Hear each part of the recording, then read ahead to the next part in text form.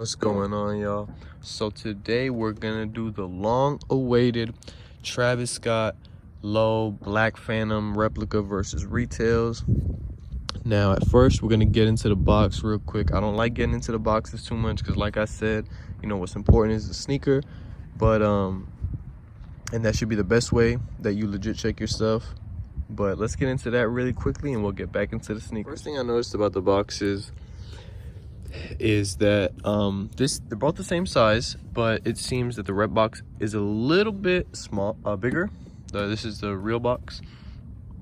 Now, like I said, I don't really want to get too much into it because all this can change. If you're buying them with a replacement box or no box, you should be able to know your sneakers. But whatever, let's get right into it. This is all beat up. You can see it's a little bit more crisp. The sleeve on the real pair, just a bit more crisp, but overall they're fucking basically identical. That's the least of your worries though. Mainly it's accessories, because the retail pair comes with all the bandanas, which again can be easily replaced by a replica company can easily replace that and start creating their own. Or if you don't get the accessories, that won't matter. The reps don't come with any of that. But yeah, the size of the box is the only thing that honestly really matters. Let's get right into that out the way. Let's get right into it. Not sure if y'all could tell which is which, but the replica pair is on the left, retail's on the right. These aren't even a complete premium batch, so the stitching is a tad sloppy, but honestly I can't say too many bad things about this replica. This is the retail pair. Plane being extra fucking loud. Even that on a retail pair though is pretty crazy, because to me at least it looks not a lot cleaner, but that at least that area specifically looks cleaner on the rep. So I'm gonna put one of these aside while I get into the sneaker. So this is the replica, this is the retail. It seems it's the same size, by the way. It seems that the toe is a little bit wider on the retail pair than on the replica. Also, just stitching is a little bit, yeah, it's a little sloppy on the rep pair. You can see right here the way it kind of zigzags up, and on the retail it's just a lot smoother. But like, the fact that you have to get that close is already pretty crazy. This is from Nike, and you can see these glue stains and shit. Plenty of glue stains and other stuff. Not surprised. Here's the Cactus Jack logo. Looks pretty damn crisp. At least on this pair, and again, this varies by quality. You can't use like certain things and think that it's universal for all Jordan 1s or whatever, because Nike has different quality issues. But it seems that Nike text is a bit too high on the retail pair. On the replica there's a little bit more space. Again, that can change by different batches, that can change by a lot of things. Maybe this retail pair just looks like that. So again, it's getting pretty difficult to tell at this point. Let's try to look this way. I believe the sole color, that's actually a good indicator that I just noticed right now. You can't really see it. You can kind of see it a little bit. This one almost has a blue hue to it. Again, this can change with batches. This is not a super premium batch. This is like a mid-tier batch. So if you were to get probably the hottest batch on the market, maybe it wouldn't have that issue. But I feel like this is going to be the most common issue, is that sole color. And it's very, very like hard to tell, but this has a slight blue tint to it. I feel like you can kind of see that. Look at that. So that has a little blue tint. That's the most notable thing for me, at least. Cactus Jack right here on the inner swoosh is a bit light compared to the replica, where the font is a lot darker. Just take a look at that right there. I'm trying to get it good. Yeah, you can fucking see that. That shit is very just dark.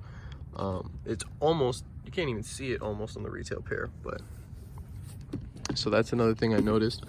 I would talk about the suede or whatever material this is, but It definitely varies on retail pairs as well, so that's not the biggest indicator for me, at least.